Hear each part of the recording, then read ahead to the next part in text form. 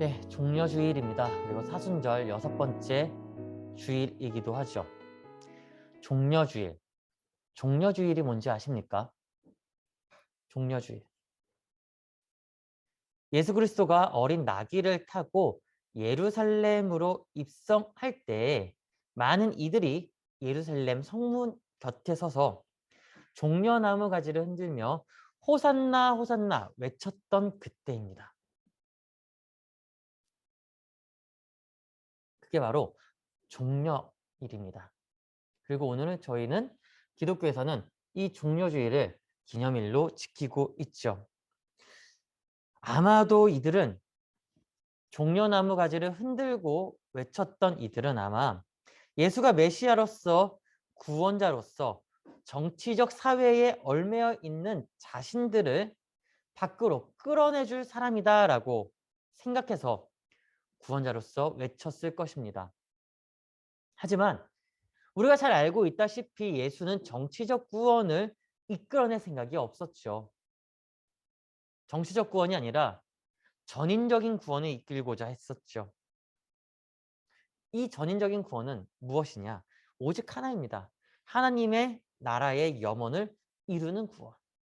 다시 말하면 모든 이들이 하나님 앞으로 나올 수 있는 길을 모색할 수 있도록, 아니 하나님 앞으로 다시 돌아올 수 있는 길을 만들어주는 구원이죠. 그 구원을 이루기 위해서는 한 가지입니다. 무엇이냐면 예수가 십자가를 짊어지고 가는 것. 십자가를 짊어지고 가기 위해서는 심판이라는 중간 단계가 있어요.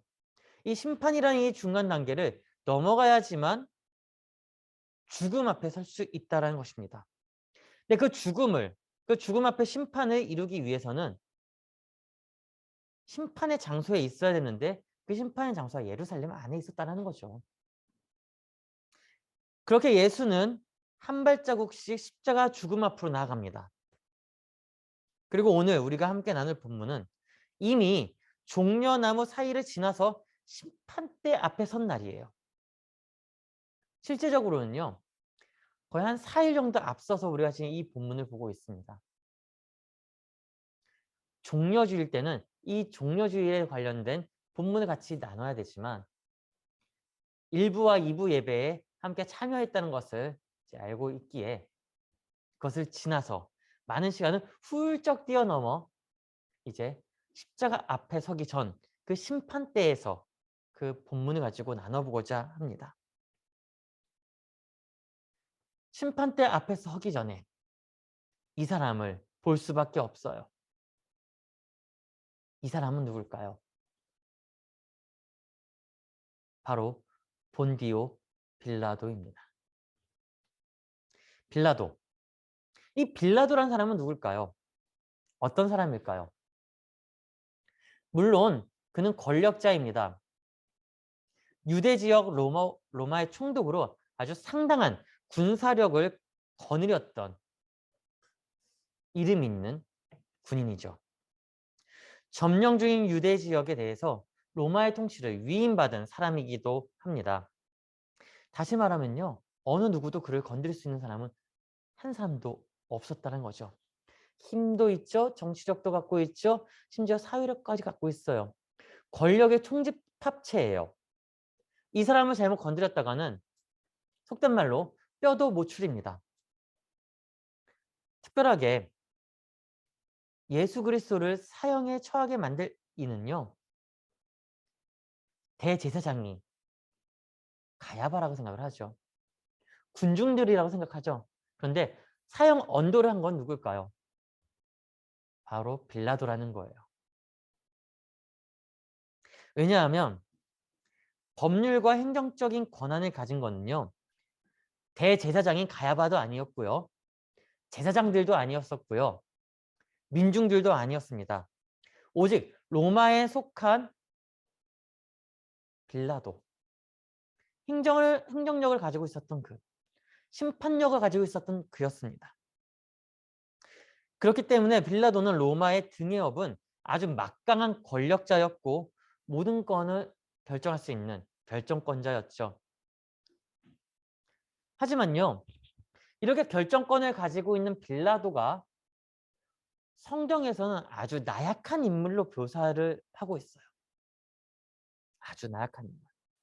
우리는 정치력도 있고 힘도 있고 재력이 있으면 권력층이라 얘기를 하죠. 기득권이라 얘기하죠.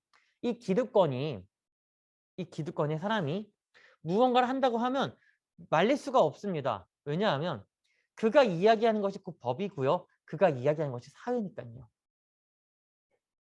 그런데 성경에서는 이 본디오 빌라도를 아주 나약하게 그리고 있어요.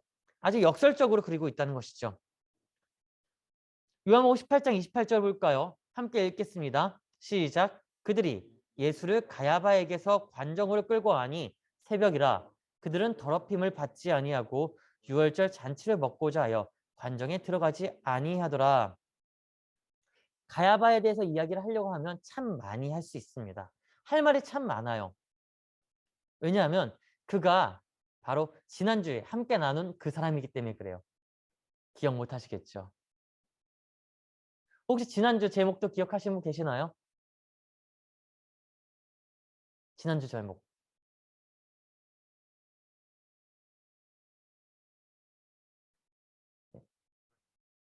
알 것 같은데 뭘까? 빼앗길 수 없는 자리라는 제목을 가지고 가야바에 대해서 이야기를 했었죠. 가야바 대제사장입니다. 기득권입니다. 심지어 로마의 군정 아래서 유대인들을 30년간 지도했던 종교 지도자이기도 하죠. 30년 동안 지도를 했기 때문에 얼마나 많은 세력을 그가 가지고 있겠어요. 얼마나 큰 기득권 세력이겠어요. 자신의 자리를 지키고자 기득권의 권리를 지키고자 또한 수많은 기득권의 자리들을 갖고 있는 이들을 지켜주고자 가야바는 심판의 자리로 넘겨버립니다. 그런데 관정을 넘길 때, 심판대의 자리를 넘길 때 아주 웃긴 장면이 나와요. 뭐냐면 18장 28절, 오늘 이 본문 요한복음 18장에 있는 내용처럼 그들은 더럽힘을 받지 아니하고 유월절 잔치를 먹고자 하여 유월절에 예수를 넘겼다는 얘기예요. 심판장으로 넘겼다는 얘기예요. 유월절에 내가 더럽힘을 받지 않아야 되니까 좀 더 자세하게 이야기하면 심판대에 들어가면 더럽힘 받는다는 얘기예요. 심판장 안으로 들어가면 나는 죄인 된 사람으로서 들어가는 것밖에 없기 때문에 더럽혀진다는 거죠. 그렇기 때문에 더럽히지 않기 위해서 예수만 들여보냈다는 겁니다. 그러면 뭘 뜻하는지 아세요? 예수가 죄인이라는 거예요. 그들의 입장에서. 그들의 입장에서 예수는 이미 죄인이라고 속단하고 들여보냈다라는 거죠. 그리고 자기들은 유월절 잔치를 먹고자 그 자리에 있었다는 거예요. 더럽힘을 받지 않기 위해 관정에 들어가지 않았다는 거죠. 그러니까 나는 잘못함이 없고 지켜야 할 것을 지킨다면서 군중들을 사이에 예수를 그냥 보내버린 겁니다. 다시 얘기하면요. 가야바는 자신의 주장을 확실하게 펼치고자 여론을 형성한 거예요.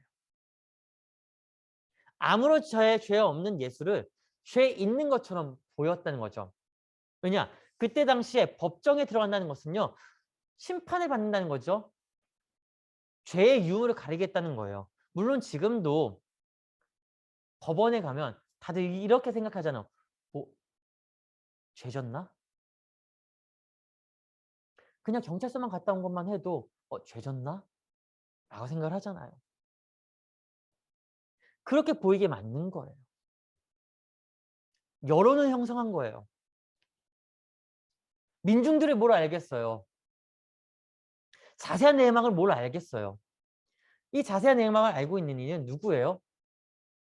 제사장들과 기득권과 이제 곧 나올 빌라도밖에 없어요. 군중들을 힘에 얻고 집어넣어 버립니다.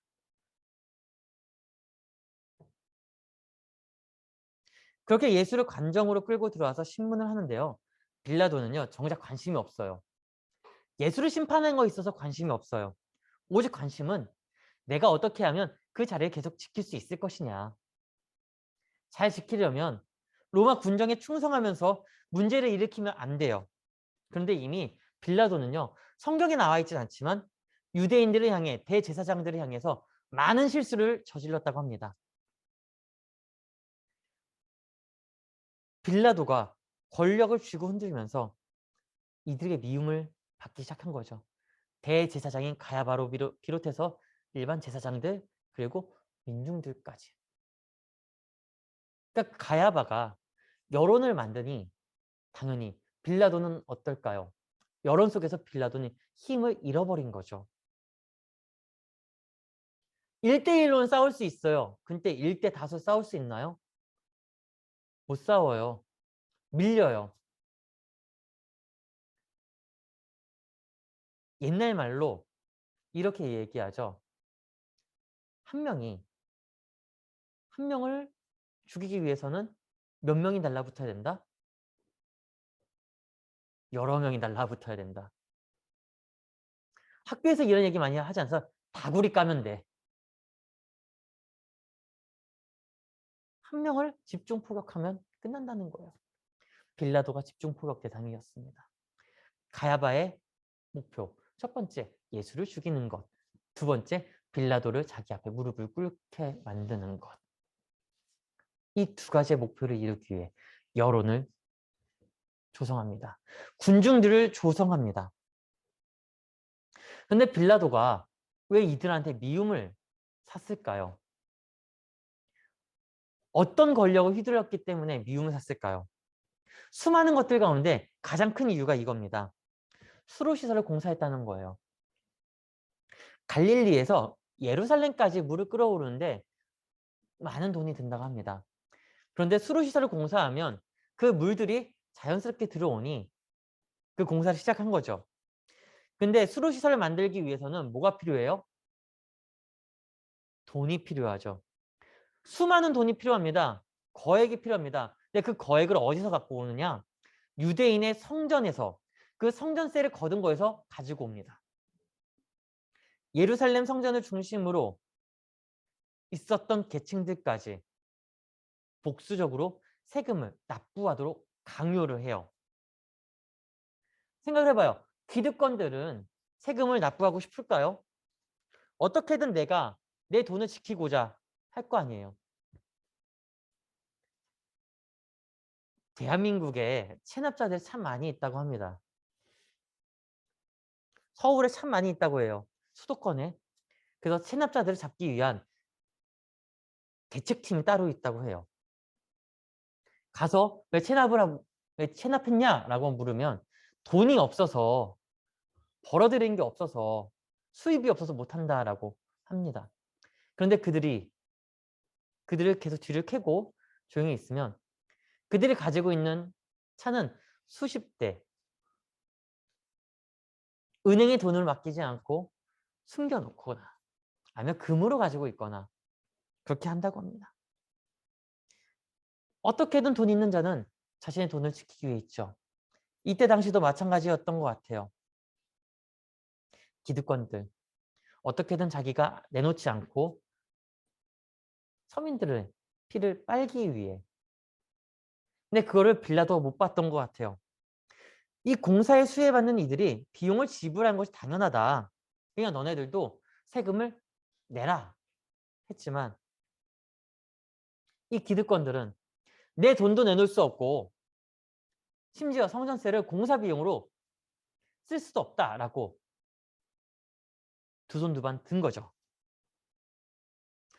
그런데 빌라도 전임에 있었던 총독도 똑같았다고 합니다. 이 총독이 부임하면 제일 먼저 해야 될 것은 성전에 있는 대제사장과 제사장하고의 관계를 아주 긴밀하게 가지는 거래요. 친밀해야지만 자신의 정치도 펼칠 수 있고 자신이 무언가 하고자 하는 것도 펼칠 수 있는데 이 관계가 한번 틀어지기 시작하면 걷잡을 수가 없다라는 것이죠. 빌라도도 마찬가지로 이들과의 관계보다는 내가 가지고 있는 정치력과 힘을 가지고 밀어붙여버린 거예요. 이 긴밀한 존재가 있었으면 아마 큰 문제 없었겠지만 상관없이 내가 권력자이니 위임받은 자이니 눌러버리겠다라는 생각으로 그렇게 했다가 큰 문제가 일어났다는 것이죠. 어찌 보면 빌라도가 정의와 공정을 피력하는 이처럼 볼 수가 있습니다. 그런데요, 빌라도의 모습도 자세히 보면요, 정의와 공정을 외친 것이 아니라 어떻게 하면 내가 좀 더 편리하게, 더 좋게, 더 부유하게 내가 가지고 있는 이 정치를 더 펼칠 수 있을지 생각을 하면서 살았다는 것이죠. 근데 그 반대로 대제사장인 가야바도 마찬가지였던 거예요. 정치 대 정치로 부딪혀버리니 당연히 큰 다툼이 일어날 수밖에 없죠. 그 다툼 속에 빌라도는 군사적 행동을 서슴지 않고 해버립니다. 그러니 유대인들을 지켜야 할 가야바, 성전을 지켜야 될 가야바가 들고 일어난 겁니다. 그럼 문제는 뭘까요? 문제가 될 게 있나요? 문제는 이거예요. 두 사람, 아니 두 사회가 모두 다 정치적인 입장만을 지키고자 팽배하게 싸웠다는 거죠. 그 싸움으로 빌라도와 빌라도 세력들, 가야바의 그 세력들이 큰 피해를 입은 겁니다. 근데 그 가운데 아주 결정적인 사건이 된 게 바로 예수의 사건이에요. 그리스도 사건이죠. 빌라도도 한편으로는 이 사람을 통해서 나의 정치가 바뀔 수 있겠구나라고 생각을 했을 거고, 가야바도 마찬가지로 내가 이 사람만 집어넣으면 내가 가지고 있는 힘, 그때 당시에 종교 기득권의 힘 대단했거든요. 지킬 수 있다라고, 아니 확 뒤집을 수 있다라고 생각을 하면서 유혹을 하기 시작합니다. 빌라도에게 유혹을 하기 시작합니다. 그 유혹이 이겁니다. 19장 12절을 보면 이래요. 이 사람을 놓으면 가이사의 충신이 아닙니다. 자기를 왕이라고 하는 자는 가이사를 반역하는 것입니다. 우리가 빌라도를 잘 알다시피 물론 이 단 한 차례밖에 나오지 않으니까 마태부터 요한까지 잘 읽어보면 빌라도가 예수에게 하는 행동들이 있잖아요. 어떻게든 예수를 풀어주고자 하잖아요. 왜요? 자기가 아무리 보더라도 죄가 없으니까, 죄 있는 사람이 아니니까 풀어주고자 하잖아요. 그런데 가야바가 외칩니다. 이 사람을 풀어주면 당신은 가이사의 충신이 아닙니다. 가이사가 누구입니까? 로마의 황제예요. 당신은 로마의 황제에게 충성한 사람입니까? 충성한다면 이 사람 잡아넣어야죠.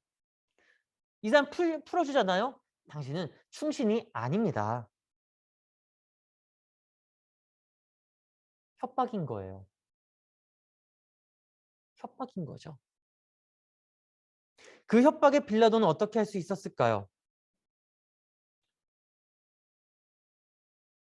생각해봐요. 아무리 죄 없는 이 풀어주겠다라고 하면 이들이, 가야바와 이들이 어떻게 하겠어요?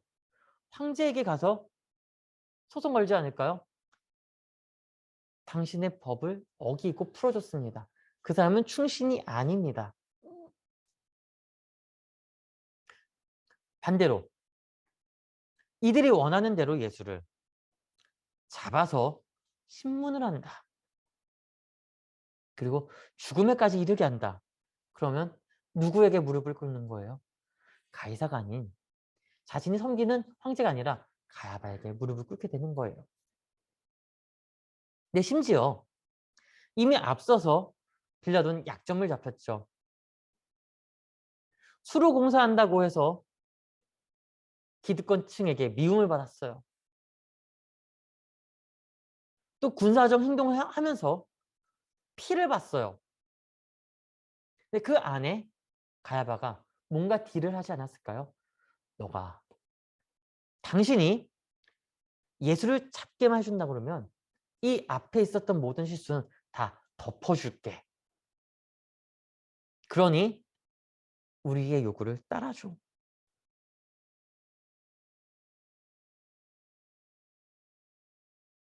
누가복음 23장 23절에서 25절입니다. 같이 함께 읽겠습니다. 시작. 그들이 큰 소리를 재촉하여 십자가에 못 박기를 구하니 그들의 소리가 이긴지라. 이에 빌라도가 그들이 구하는 대로 하기를 언도하고 그들이 요구하는 자 곧 밀란과 살인으로 말미암아 옥에 갇힌 자를 놓아주고 예수는 넘겨주어 그들의 뜻대로 하게 하니라. 얼마나 양심상에 찔리겠어요. 갈등이 있었을 거예요. 죄 없는 일을 죄 있다라고 하기에는 자신이 너무나 비참해지고, 그렇다고 이것을 거두어서 풀어주면서 이들하고 싸우자니 정치적인 목숨이 간당간당하고, 그래서 결국에는 어떡합니까? 이들이 큰 소리로 재촉하니 그들이 이겼느니라. 그들이 누구예요? 가야바와 민중들입니다. 마태복음에 보면 빌라도가 한 사람을 더 데리고 나와요. 죄인 바라바입니다. 바나바. 이를 풀어줄까 아니면 이 사람을 풀어줄까 묻자. 모두 다 누구를 외치죠? 바라바를 외치죠. 시대의 죄인, 시대의 살인자를 풀어주라고 얘기합니다. 그러면서 그 반대로 예수를 못 박으라고 하죠. 또 여론에 밀렸습니다. 민중들을 설득하기 위해 시대의 악마를 불러서 세웠는데 오히려 예수가 악마다. 예수를 죽여라. 예수를 십자가에 못 박으라. 라고 외침을 들었다는 거죠. 그 여론을 누가 조성했을까요? 가야바였다는 거예요. 가야바가 많은 민중들에게 그것을 요구하니 민중들은 당연히 따라가죠. 외칩니다. 빌라도 그 외침에 수긍할 수밖에 없어요. 그들이 구한 대로 하기를 언도할 수밖에 없어요. 그래서 25절에 밀란과 살인으로 말미암아 옥에 갇힌 자를 어떻게 해요? 놓아주고 누구를 넘겨줘요? 예수를 그들에게 넘겨주면서 그들의 뜻대로 하게 만듭니다. 그런데 여론의 힘에 무릎을 꿇었지만 마지막 자존심은 있었어요. 그 자존심이 무엇이냐면 나는 당신들이 원하는 대로 해주겠지만 이제는 여기선 손을 빼겠다. 그러면서 손을 씻어버립니다. 많은 대중들 앞에서 물로 손을 씻어요. 그리고 이렇게 외치죠. 나는 이 사람의 피에 대해 나는 무죄하니 그 피에 대한 죄는 너희가 다 당하라. 용서할 수 없는 죄에 대해서 스스로 아주 의미 없는 면죄 선언을 하면서 이미 피 범벅이 된 자신의 손을 씻습니다. 어떤 피에 범벅이 됐나요? 그도 예수를 못 박는데 일조했다는 피예요.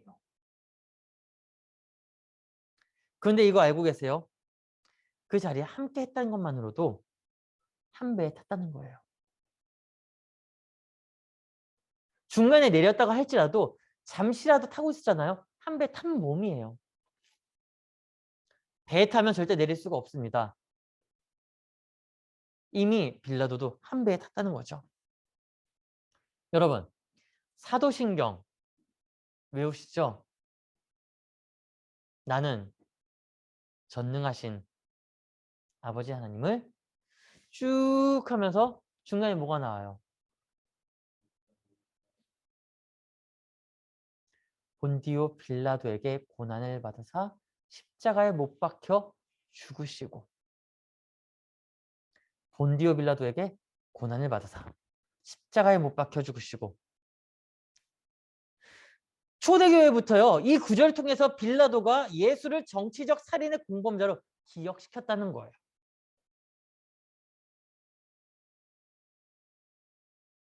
초대교회 때부터. 앞서서 빌라도는 손을 씻었잖아요. 손을 씻으면 자신은 죄가 없다라고 생각을 했을 거죠. 왜냐? 모든 죄는 다 너희가 가져가라. 그 많은 민중들 앞에서 손을 씻으면서 그 이야기를 했으니 패션 오브 크라이스트 영화를 보신 분들은 아시겠지만 정말 빌라도가 그 앞에서 손을 씻잖아요. 씻으면서 내가 받을 죄, 내가 받을 피는 너희가 다 가져가라 하니까 누가 알겠다라고 외쳐요? 가야바가 외쳐요. 대제사장인 가야바와 민중들이 알겠으니 빨리 넘겨라. 그렇게 외쳐요. 그리고 빌라도가 뒤를 돌아서면서 드디어 나는 여기서 손을 씻으면서 내 이름은 빼겠다라고 말합니다. 그러나 사도신경에는 나와 있죠. 철저하게 나와 있죠. 본디오 빌라도에게 어떻게 그가 언도함과 동시에 십자가에 못 박혀 죽었다. 그가 정치적 살인의 공범자로 기억되게 만들었다는 것입니다. 절대 빠질 수 없는 공범자. 여러분, 그런데 우리도 빌라도와 같은 모습이 있지 않나요? 기대하지도 반갑지도 않은 상황에서 우리가 예수 그리스도를 만날 때가 있습니다. 예수를 직면하면요. 예수님을 만나면 호기심이 생기죠. 그가 어떤 이야기를 할지, 그가 어떤 제스처를 취할지, 어떻게 나에게 다가올지. 예수님을 믿겠다라고 결정하고 결단하고 매주 우리가 교회에 나와요. 예배를 해요. 말씀을 들어요.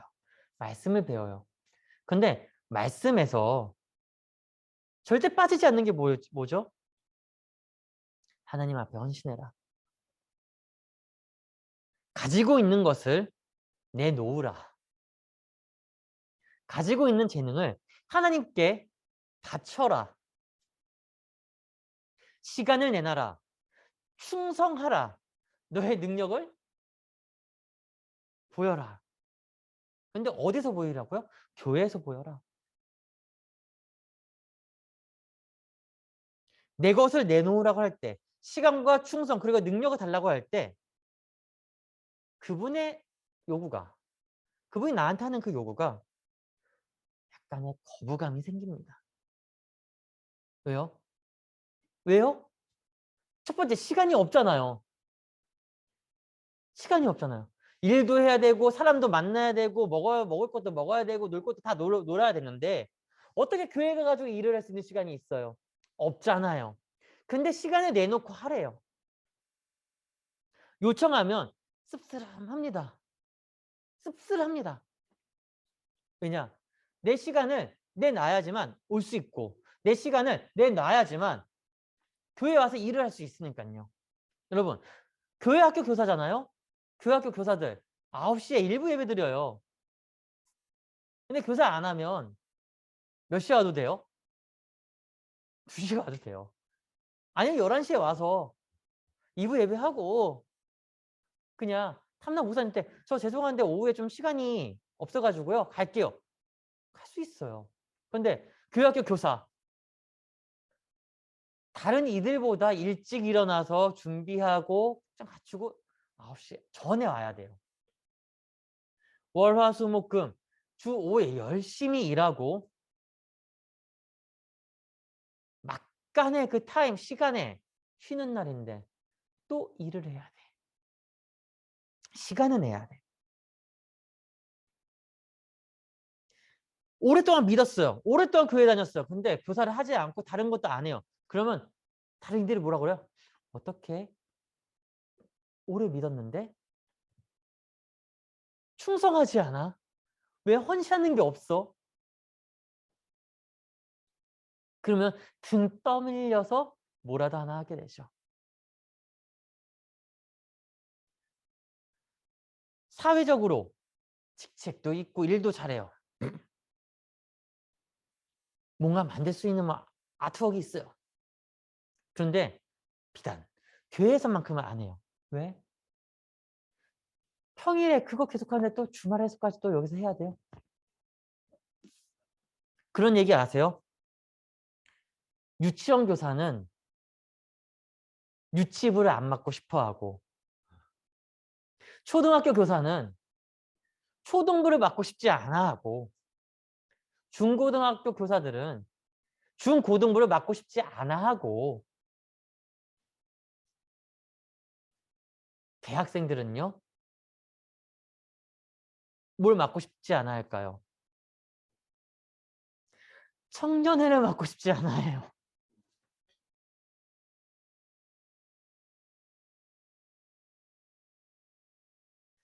일리가 있는지 아닌지는 여러분들이 판단한 몫이지만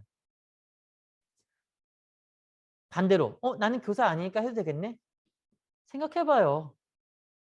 정말 그런가? 1, 2년은 할 수 있어요. 근데 3년 차부터는 안 하고 싶죠. 4년 차 되면 딜레마에 빠져요. 5년 차 되면요. 그때부터는 그냥 습관대로 해요.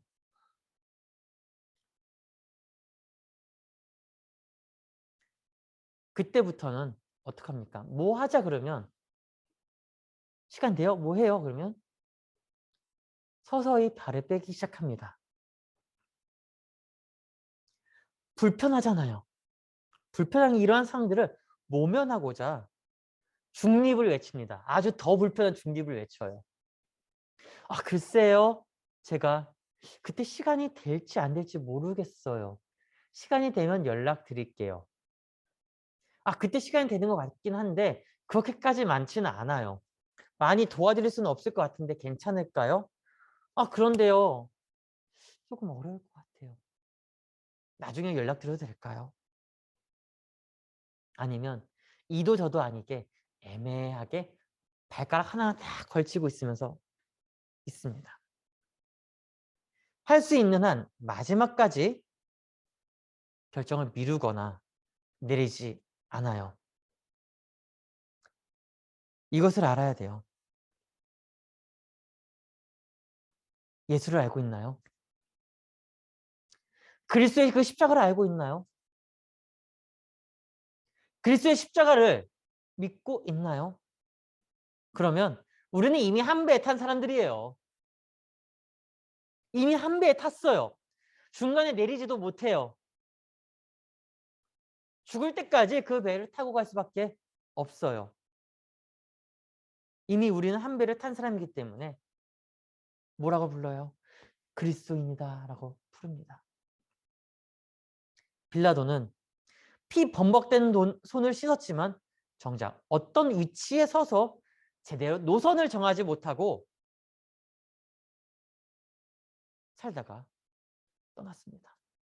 설마 우리도 빌라도처럼 정확한 노선 없이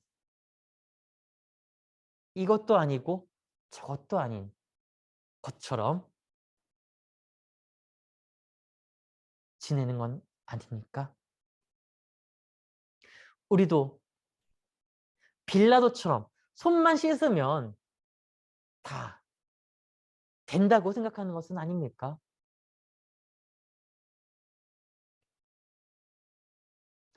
빌라도가 경험한 것처럼 이러한 방법은 아무런 유익이 될 수가 없습니다. 나는 생각하겠죠. 이게 가장 큰 유익이다. 나에게 가장 큰 이익이다. 그런데 주님이 나에게 말씀하신 것, 주신 것, 그리고 그것을 이루는 것. 그것이 사명인 거예요. 그것이 우리가 주님 앞에 갚아야 될 것입니다. 조금 번외적인 이야기이긴 한데요. 죄. 우리 모두 다 죄인일까요? 아니면 죄인이 아닐까요? 죄인입니까? 죄인이 아닙니까? 죄인입니까? 왜 죄인이에요? 어떤 죄가 많은데요? 뭐가 많은데요? 자, 죄가 많으면 어디 가요? 죄 있는 사람들 가는 곳이 어디예요?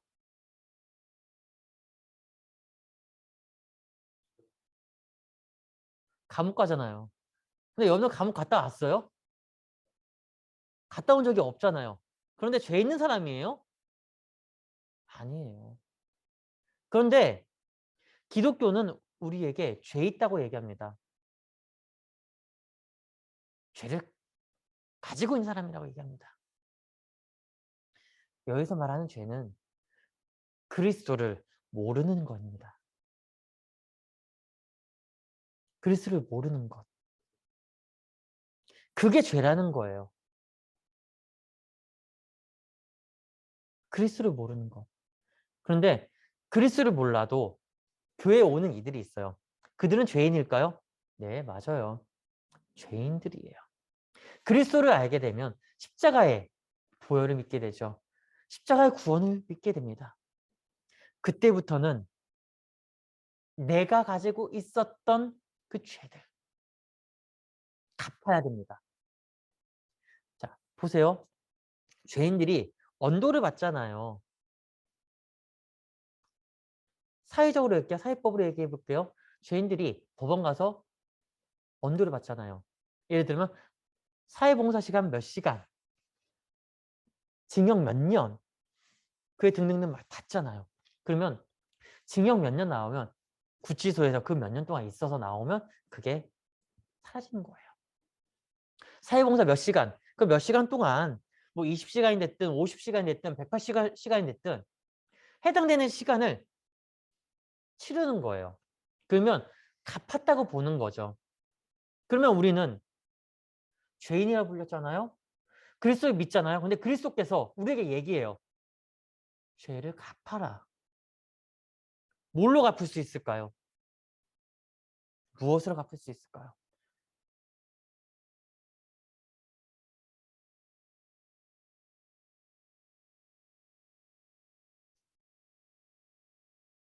하나님 주신 달란트가 있죠.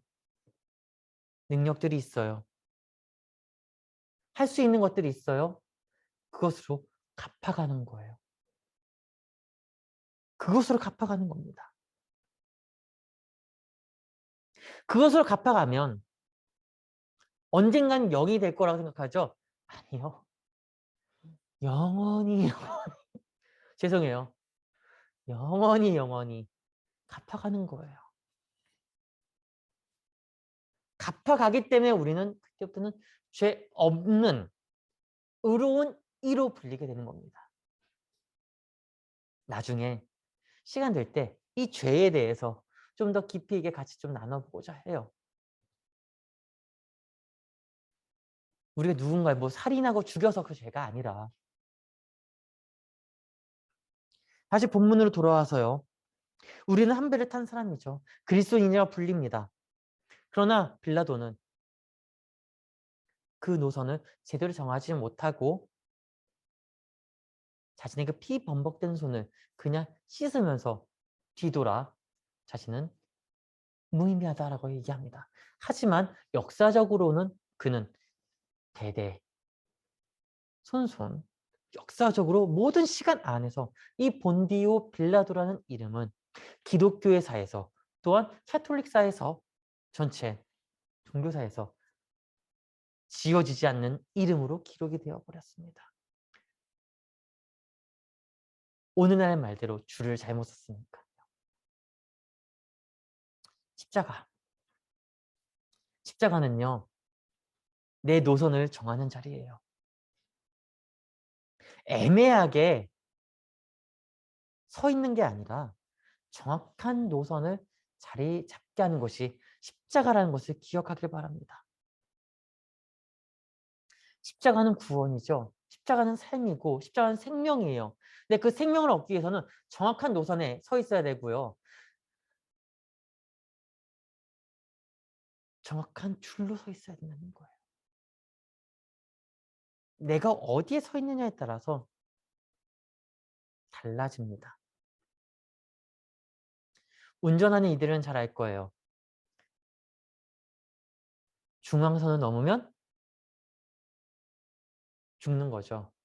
사고 나는 거죠. 그러나 노선을 정확하게 밟고 가면 안전운전하는 겁니다. 십자가. 그리스도 앞에서 내가 십자가를 이야기한다. 이것은 나의 노선을 정확하게 이야기를 하겠다라고 고백하는 것입니다. 내일부터 고난주간이죠. 이 고난주간에 나의 노선이 어디인지 빨강, 파랑, 노랑 이 얘기하는 거 아니에요. 나는 국민의 모입니다. 나는 더민입니다. 나는 정의를 지키는 그쪽입니다. 그거 얘기하는 게 아니라 물론 그것도 하나의 노선이죠. 정치적인 노선이죠. 근데 그걸 얘기하는 게 아니라 예수에 대한 노선이에요. 예수 그리스도에 대한 노선. 이야기하신 것, 말씀하신 것을 그대로 받아서 따르겠다는 것은 십자가의 노선, 그 순종의 노선을 가지고 나가겠다는 거고 들어도 빌라도처럼 손을 씻으면서 애매하게 위치하고 있다는 것은 아직은 내가 십자가 앞에 서기에는 부담스럽다라는 겁니다. 여러분들은 지금 어느 노선에 서 계십니까? 때로는 부담스러운 노선에 설 수도 있고요. 확연한 노선에 설 수도 있어요.